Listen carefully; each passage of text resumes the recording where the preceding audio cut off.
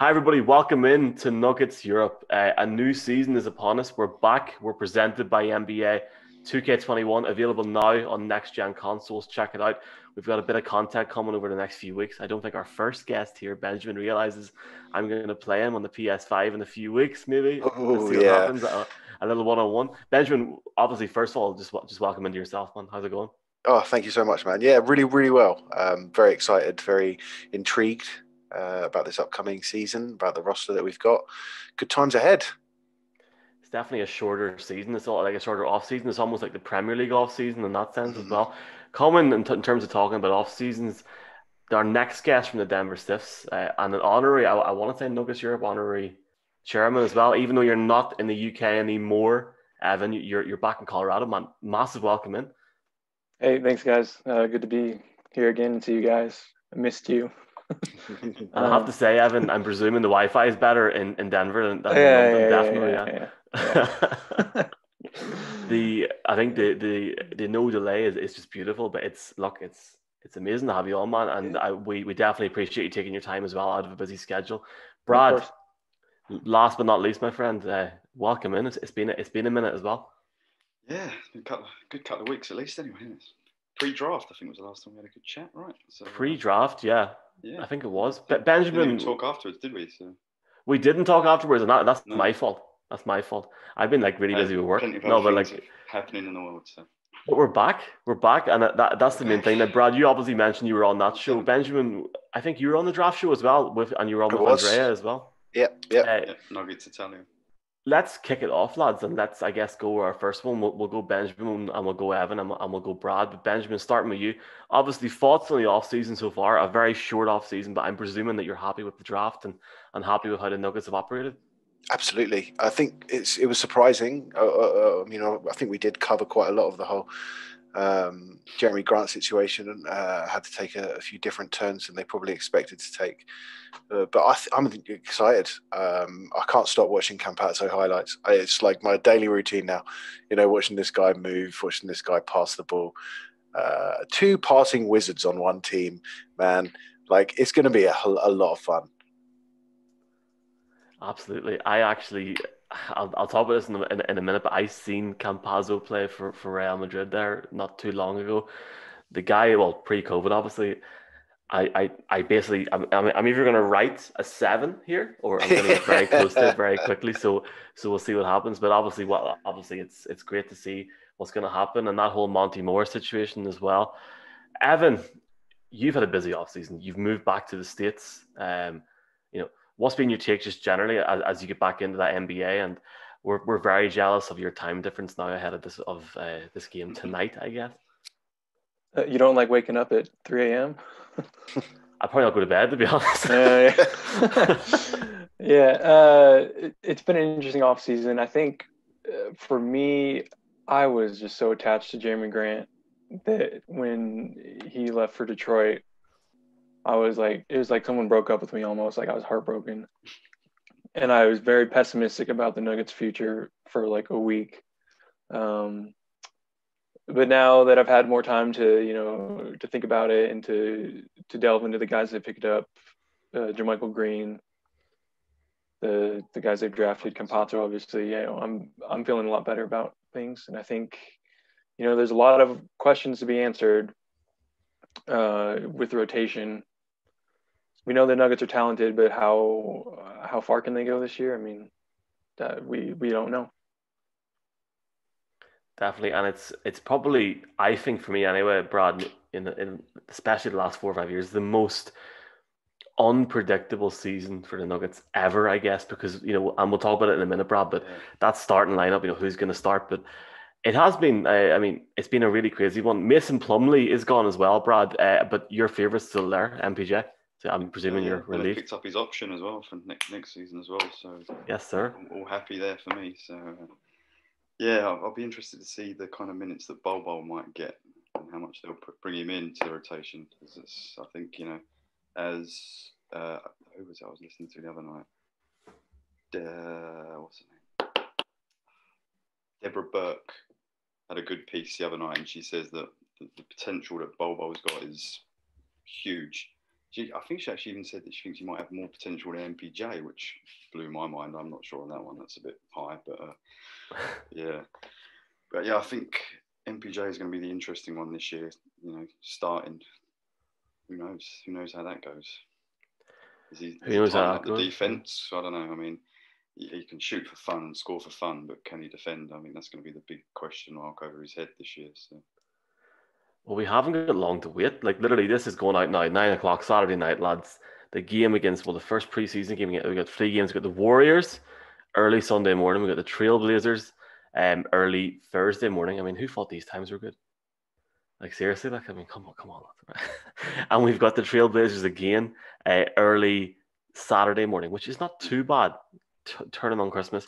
And then straight in Christmas Eve morning, which is good for us because we're all off work. The Nuggets and the Kings, and then we got the Clippers Boxing Day, and we'll talk about that in a little. Well, Christmas night. I want to say, Evan, for you, I'd say you're happy enough in that sense. Evan, even starting with yourself, we first jumped on this whole broadcast when the season was restarting for the bubble, and they've, correct me if I'm wrong, they've got less games in preseason now than they had even prior going into the bubble. Maybe they had like 4 or 5, or am I wrong? I think they had 7 going into the bubble, 7 seeding games, and then, or are you talking about regular season games? They had 7 regular season games. I don't know about the preseason bubble games, but do you think 3 preseason games is enough, Evan?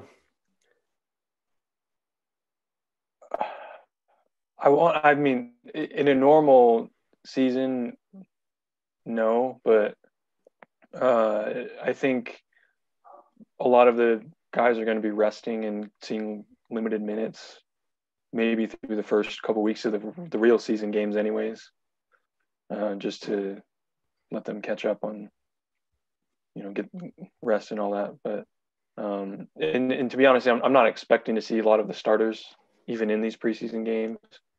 Maybe we'll see 10, 15 minutes here and there, but I think it'll be good to see kind of the new guys that come in, the Campazzos, the JaMychal Greens of the world, PJ Dozier, and those guys. But the MVP as well, Benjamin. 3 games. It's great for us because we get straight into it on Christmas Eve morning our time. But do you think that's enough? And I have to be honest, I agree with Evan there, Benjamin. Like, it's going to be interesting to see those players at the start because you're really going to get that mix, aren't you, around that roster? I'm presuming you're happy enough to just go in for it straight. I mean, could you really imagine any sport over here like the Premier League having a couple of games and going straight into the season?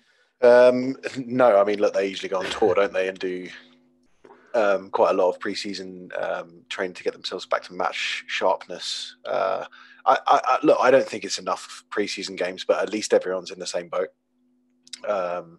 It's not like anyone's going to have an advantage for having the same kind of amount of preseason games. I do think we'll see a mixture of the roster, different lineups that Michael Malone will want to tinker around with. I think we're going to see a lot of the young guys getting a lot of minutes. I agree with Evan. I think maybe if we're going to see Jamal Murray and Jokic, it's not going to be huge stints. He's going to want to keep them fresh. I think that leads on to a kind of, after what they did in the bubble and the amount of minutes they played in the bubble and the intensity of the bubble, they are going to want to kind of say, okay, well, let's balance out the fact that they have to win games, but they also need to rest their stars to make sure that they've got enough in the tank come the postseason. So, I completely agree. But I'll be watching nonetheless. Yes, sir. Brad, just going on that I think we can all sort of agree it's not a lot of preseason games, Brad, but if you look at the schedule, the Nuggets have a lot of games in that slate around Christmas and a lot of games in January, haven't they? They do, yeah. It's a very compact schedule. I mean, if you compare it to the NFL that I know we both watch, I mean, had hardly any preseason games, and the amount of injuries they've had this year, it's quite scary. And it's one thing I think you have to worry about is player welfare, and having a sort of very short preseason, I don't think it's ever that good. I mean, little niggles, you don't stretch properly, you don't get your body used to the minutes. It's never a good thing in my opinion. But to get a season going is as a fan, it's great. I want to see basketball as soon as it comes. Don't want to wait. So from a selfish point of view, it's great, but for a player's point of view, it's going to be tough getting that body ready for again, especially after how tough the bubble was. I mean, it was brutal for us, even getting to the finals, two 3-1 victories, come back from 3-1. Sorry. Yeah, talking about be interesting. Talking about brutal, though, Brad and Benjamin. Not to leave you out of this, Evan, but you'd be a very brave man to watch the Nuggets against the Clippers at 3:30 in the morning on the 26th of December. Very brave man. Yeah. I mean, look, I'm kind of planning on how I'm going to go about doing this. Do I have a few drinks on Christmas, then kind of sleep it out and wake up? Do I have a few drinks later on Christmas and then just carry it on and try and... It's been so long since regular season basketball. I can't remember the best way in which I go about doing stuff. There are some games where I won't stay up depending on work and all that sort of stuff, but I don't know. Christmas, Boxing Day, 3:30 a.m. I'm definitely going to do it. It's just about how that process goes. Just how through. I think it's just I guess you sort of have, while I Google if this game's on Sky Sports and stuff, I guess you have the Clippers out for revenge. Now, one guy that's sitting tight, sitting happy there is Evan. Evan, this is going to be a new season for you, almost like back into the game, because you're not going to be sitting crying at 3 o'clock in the morning, literally going happy days, sitting down Christmas night, easy, haven't been to bed yet. Yeah. It's definitely going to be something I'm presuming that you'll definitely cherish it a lot more this time, or... Yeah, but I mean, there's something special about being one of the few who does wake up that early or whatever, being that committed. I felt closer to you guys knowing we're all staying up at 2 a.m. or whatever, trying to figure out, knowing the next day is going to be a long work day. So I think I'm going to miss that aspect of it, to be honest.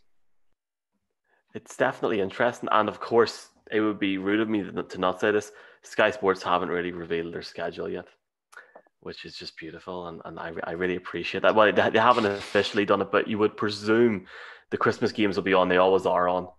Every one of those big games will be on as well. Hopefully, we'll get a few Nuggets games, maybe even that first game as well.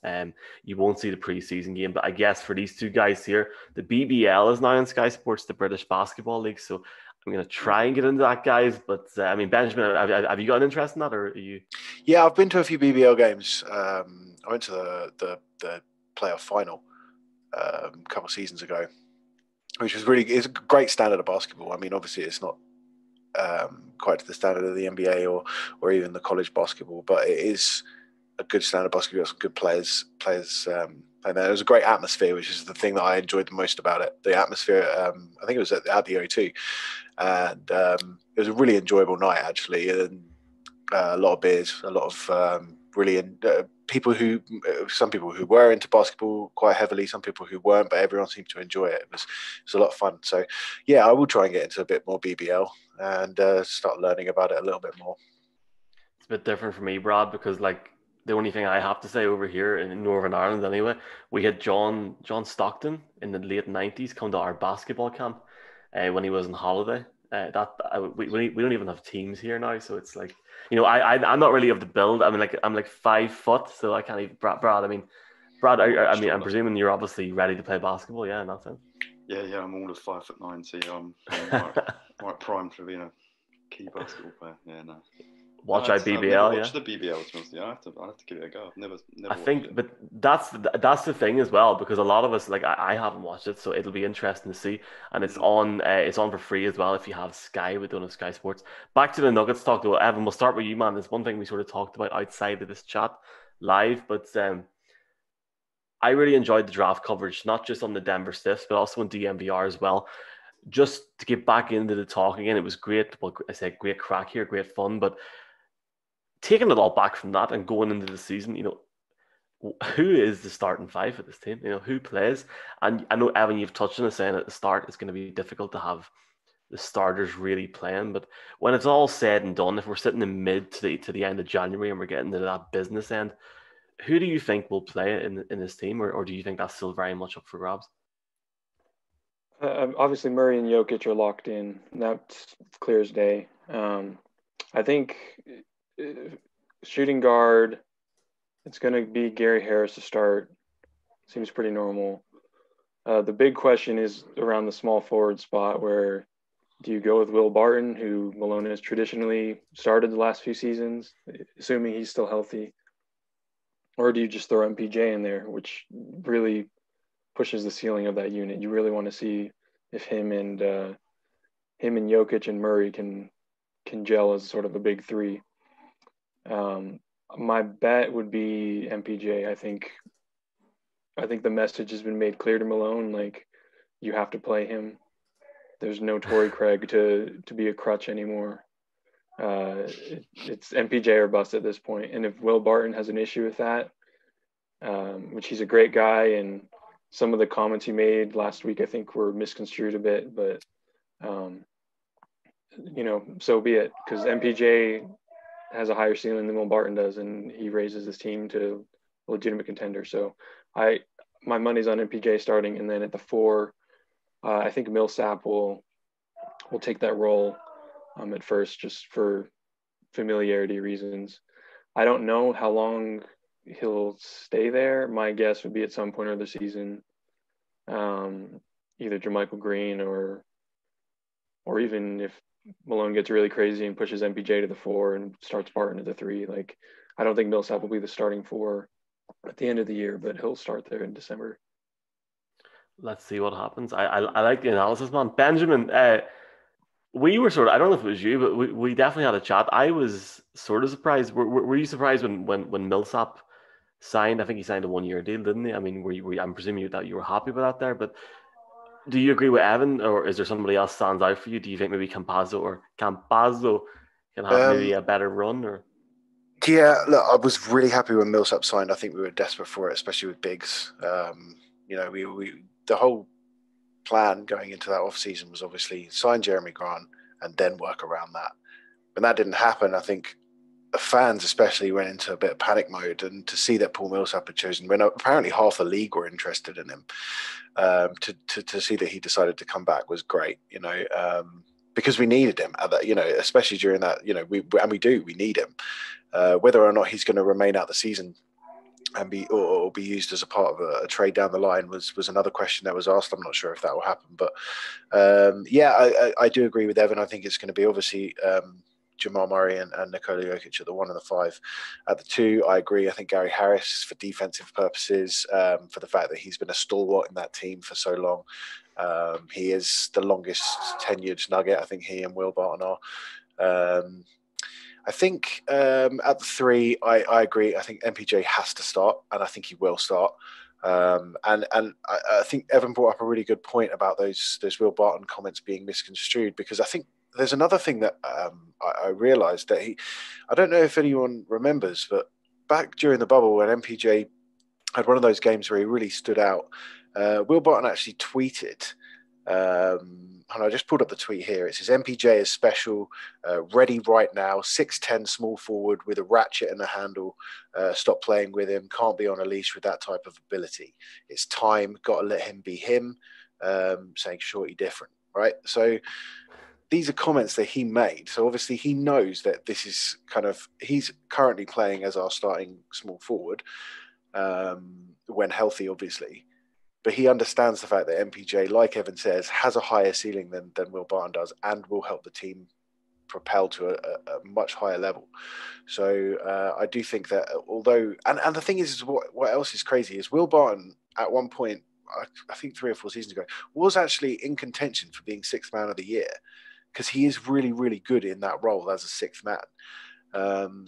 So hopefully it won't be an ego thing. Hopefully he can set his whatever issues he has aside, and do it for the betterment of the team, and play in that 6th man role. And that's essentially what I want to see. And whether it's Millsap or JaMychal Green at the 4, I'm not 100%. I think it will start with Millsap, and it will probably chop and change throughout the season, depending. Obviously, Millsap's getting to an age now where he has to be, player welfare has to be considered with him as well. He won't be able to have as big a load with minutes as he previously has been. I think we're going to see PJ Dozier as well. Whether or not he plays in that backup 3 spot, backup 2 spot, I'm not sure.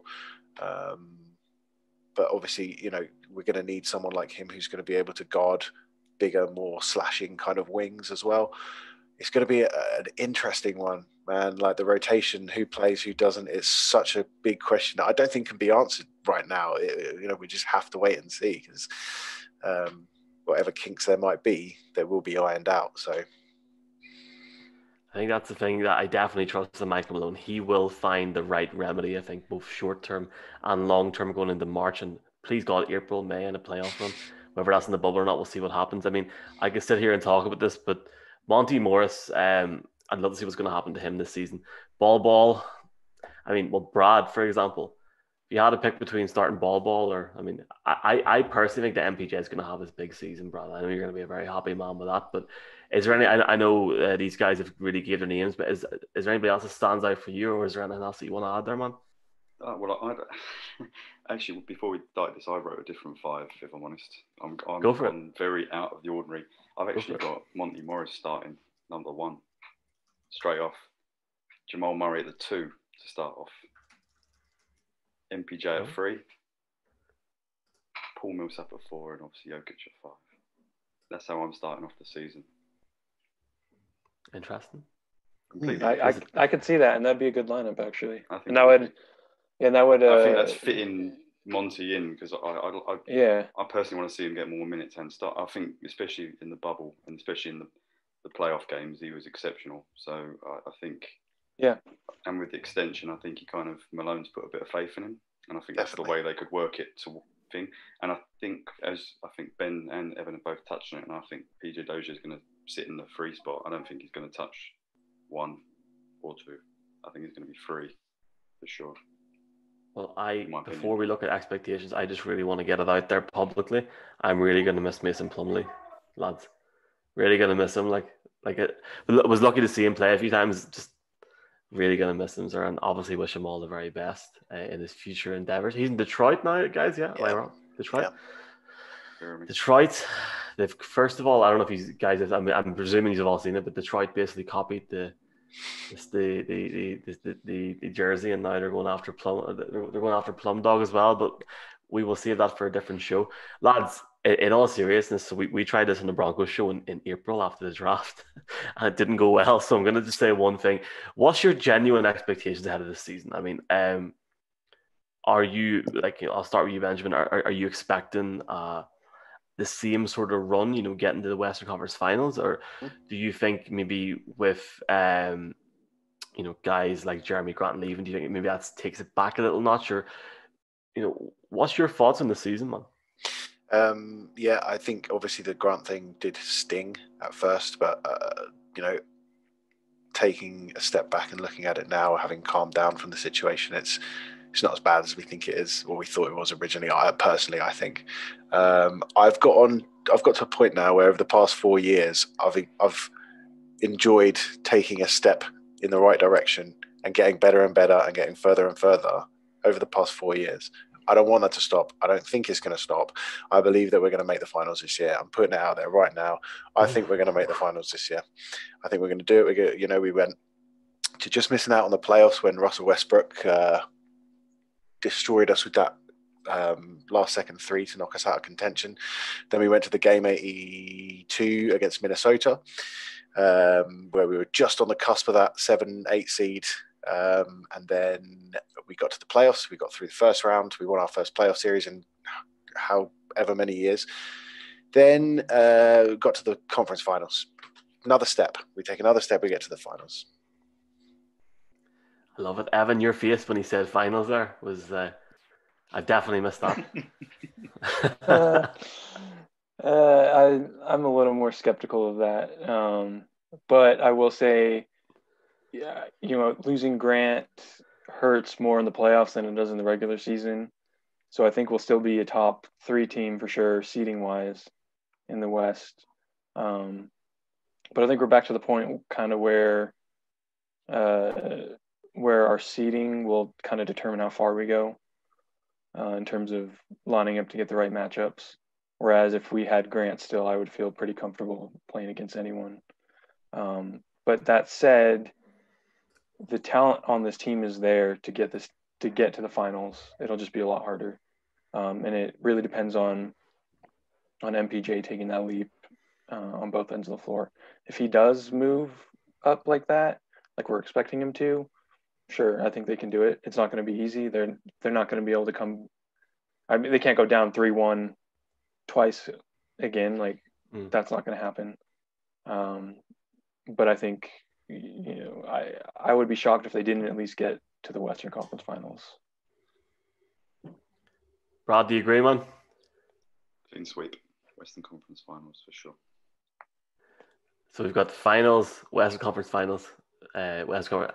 Do you know what? Just for the basis, I was going to say Western Conference Finals, but just to keep it mix and match with me and Benjamin, I'll say finals.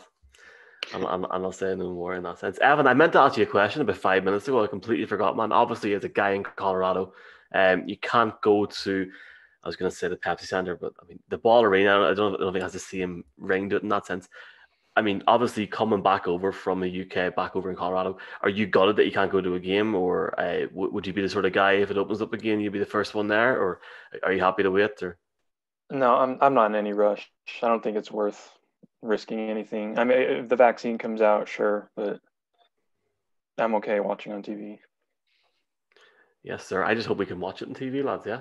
Yeah. We will update people if we can watch it here legally. Yeah. Well, we've got NBA League Pass, lads. Just before we go, I want to keep you all updated. So a few of us now have got we've got obviously our sponsors, NBA 2K. So a couple of us have got it. I have started playing with the Nuggets. I just skipped college, everything, went straight to the Nuggets, and we are currently 2-14, and that is the only reason why I haven't put any footage up yet.